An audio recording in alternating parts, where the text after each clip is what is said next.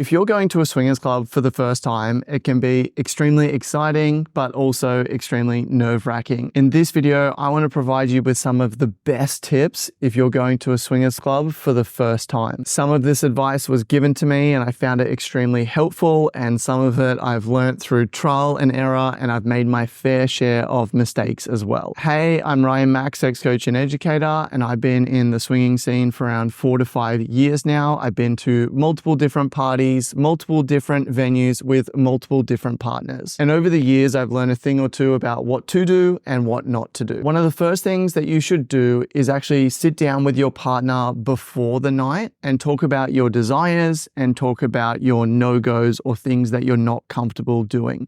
Obviously, if you're going swinging, you're excited to at least see people having sex and you likely want to get involved as well. So before the party is a really good opportunity to say to your partner, hey, here's the things that I'm excited about and what I would like to do. I'd love to learn about what you're excited about and what you would like to do. And it also gives you an opportunity to say, hey, I'm not comfortable with this. Can we not do this time around? Many people go to a swingers party for the first time and they're just there to meet people and they're just there to watch. So they have the rule that they're not going to connect with anyone on the night. Or maybe they'll do what's called a soft swap, where you're able to hook up with other people and do oral sex and things like that. Or something that's really common is that you only want to do things as a couple. So that might mean that you only want to have sex with another couple and you want to do it all together. Or maybe you want to look for a single woman or a single male. Or maybe you're okay if you find different people to connect with,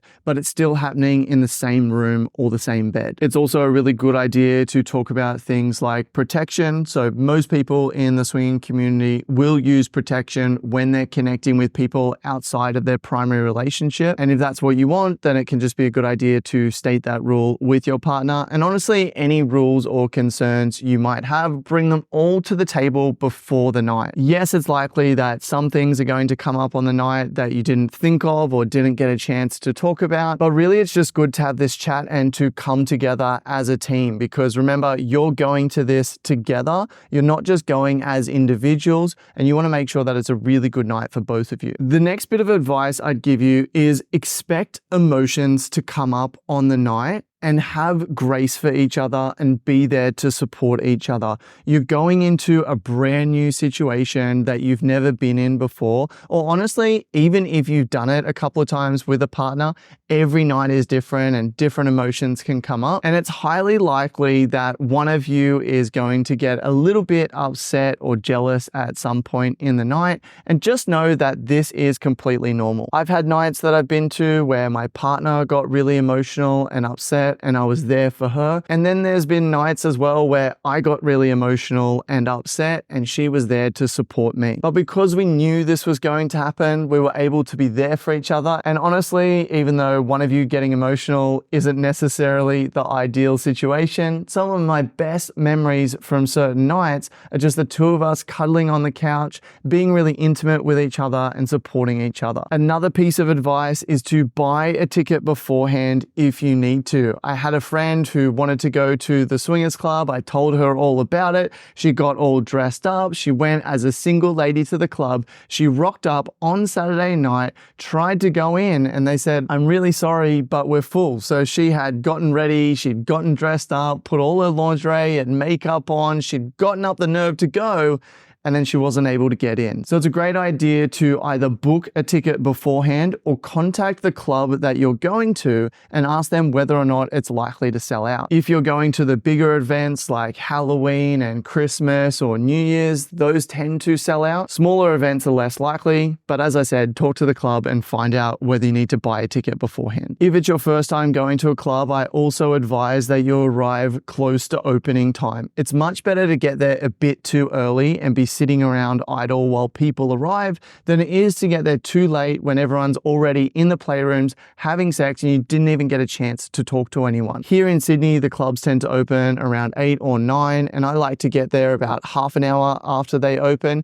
And even by then, it's honestly pretty busy. If you arrive early, then you can get the staff to give you a tour of the venue and show you the ins and outs of where everything is. It gives you time to get a drink and to sit down with your partner and really get comfortable comfortable in the space. If you get there early, you can also sit near the door or near the bar and you can watch people coming in and you can talk to your partner and say, hey, I like them or I like their energy. Let's go and talk to them either now or at some point in the night. Generally speaking, if it's your first time swinging, you don't want to arrive late. This is because in the first couple of hours, that's when everyone's having a drink, having chats, playing pool, getting to know each other, having a dance. And then as the night progresses, everyone moves to the playrooms, everything gets a lot more intense. And so if you're rocking up late and it's your first time and you've never been before, you're going to miss all of those drinks and chats. You'll turn up, everyone's already having sex, and it'll be quite overwhelming for you, and it'll limit your chances to meet people that you might connect with. It's also a good idea to bring a bag as well, or what I like to call a shag bag.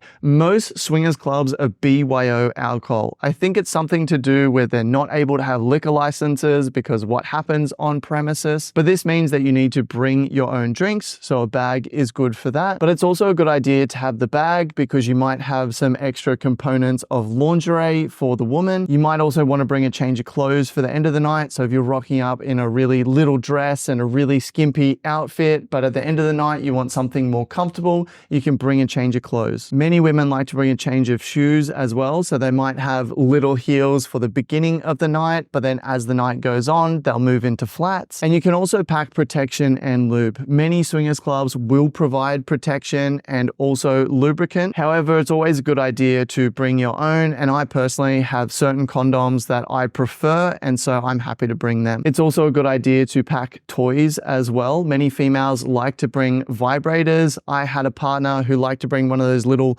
bullet vibrators, and so we would keep that in our bag, and that way when we had it, she could use it on herself in order to orgasm. And I also often pack toys like whips and paddles and anything of that sort. Big piece of advice that was given to me and that I found extremely helpful was to look after your partner. Now, I know this sounds obvious, but what I mean by this is that when you go there, you are each other's main priority. And I like to say to my partner beforehand, if at any point one of us wants to stop doing what we're doing or one of us wants to leave, then we will leave together. I just like to provide my partner with that reassurance that I'm going there to have a good time with her. And even if I'm in the middle of having sex with someone else and I'm really enjoying it, if she's not feeling good, we can stop the sex or we can leave the venue completely and nobody's going to be upset. Once you're more comfortable and you're more established in the swinging scene, you might be able to alter this, but I found that really good for people that I'm taking for the first time, or honestly, just anytime we go. My other biggest piece of advice that I can give you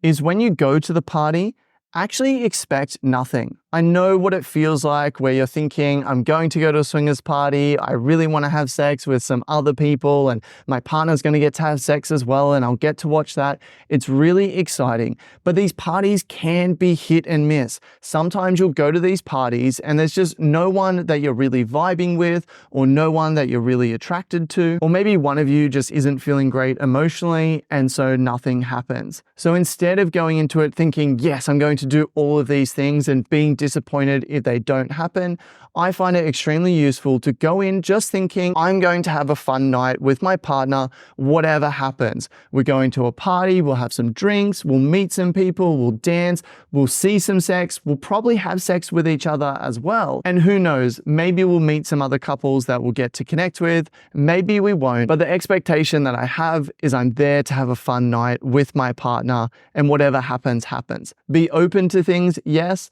but expect nothing, because then if something good happens, you get this huge high, and if you don't meet anyone that you want to have sex with, you can still have a great night with your partner. It's also a really good idea to make an effort to talk to people. I'm a pretty introverted person, and so when I go to these parties, I can want to stay in the corner a little bit. However, the best nights have always been when we've talked to people and made friends, and whether we had sex with them or not, you continue to see those people throughout the night, and it makes it really fun. A great tip that I have for this is to talk to people in the line when you're waiting out the front or when you're at the check-in desk. As soon as you get there, talk to the first person that you see. Say hello to them, spark up a conversation. Really easy question to ask people is, how long have you guys been in the swinging scene? Have you ever been swinging before? How long have you been together? These are all really common questions that people ask and begin to break the ice, and you can find out more about people. I can't tell you how many times I've talked to someone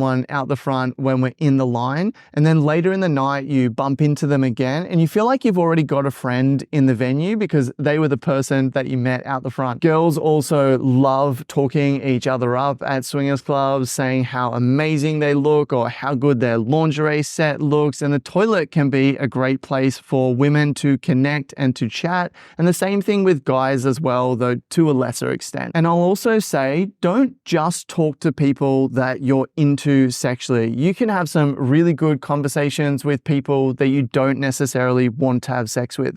Just because you're talking to someone doesn't mean you want to sleep with them, and just because someone's talking to you doesn't mean they want to sleep with you. Me and my partners have had some great conversations with people that we didn't connect with or have any desire to connect with, but we've found out different things about other parties that might be on, or sometimes they'll introduce us to other people that we are more into. And so it's still worth having those conversations, and expect to be approached by people and expect to be rejected by people as well. People might approach you that you're not into, you have a conversation, they might be obviously interested in you and ask if you want to play, and then you need to kindly reject them. This isn't really as difficult as it sounds, and people are very understanding and respectful. You don't be rude to them when you reject them, but you can just say, look, we're not sure yet, or I don't really think so, or we're just okay at the moment. And people get the message pretty quickly. It's all part of the night, and then they'll look for someone else. And also expect to be rejected yourself. You and your partner might be into a couple. You might ask them, hey, do you guys want to play? And then they might say no. And I think it's a good idea to not take this personally, because you don't know what's going on in their relationship. You don't know how they're feeling. You don't know what conversations they've had beforehand. And sometimes it can be difficult to find another couple where all four of you are into each other enough to want to have sex. Again, this comes back to not expecting anything. Just shoot your shot. If someone's not interested, that's fine. There'll be lots of other people at the party that you might be able to connect with, or you're just there to have a great time with your partner anyway. Now, when you're at the swingers party and you're in these conversations, it can be really difficult to actually talk to your partner and say, hey, are you into these people? Are you not into these people?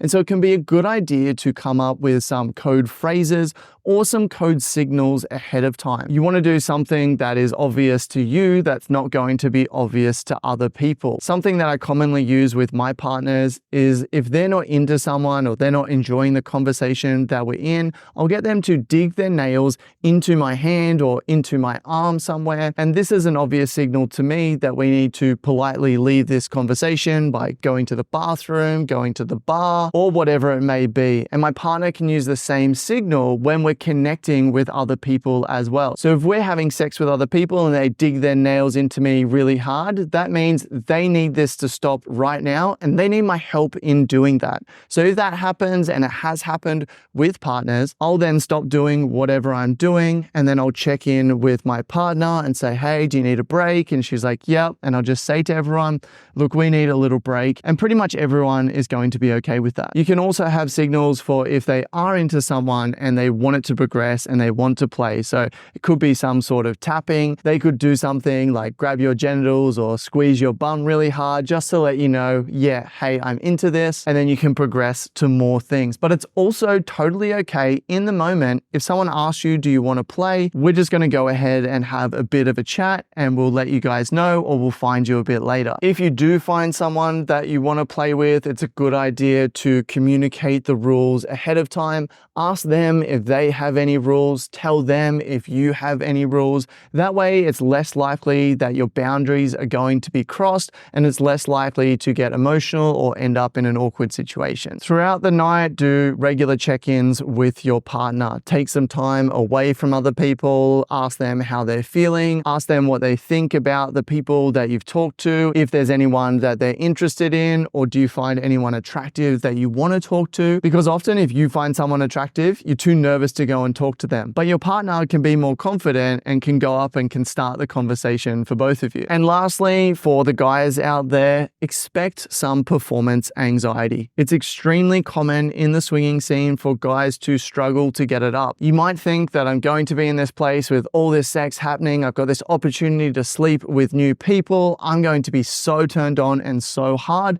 But the reality of the situation is there's a lot going on and it can be very nerve-wracking. And you also tend to get straight into the sex, and the sex tends to be what I call bang bang sex, which is just that kind of passionate fucking straight away. And there's less of that time to emotionally connect with someone and ease into it. So expect it to be a little bit more difficult to get it up. You may want to pursue things like Viagra and Cialis for the evening. Obviously, go ahead and talk to a doctor about those ones if you're going to take anything. Or you may want to work on strengthening your erections ahead of time and strengthening your mentality. So when you're in these situations, you can calm your mind and you're able to get an erection. If you want to learn the different things that you can do to get stronger, harder erections, both at swingers clubs, but also in everyday life, then I do have a full course where I go in detail on all of the proven strategies to improve your erections. I've personally suffered with erectile dysfunction, both at swingers clubs and in my everyday life. And in this course, I jam-packed everything that I learned to get rock hard erections and overcome my performance anxiety. If that's something that you're interested in, go to passionately.com/ED course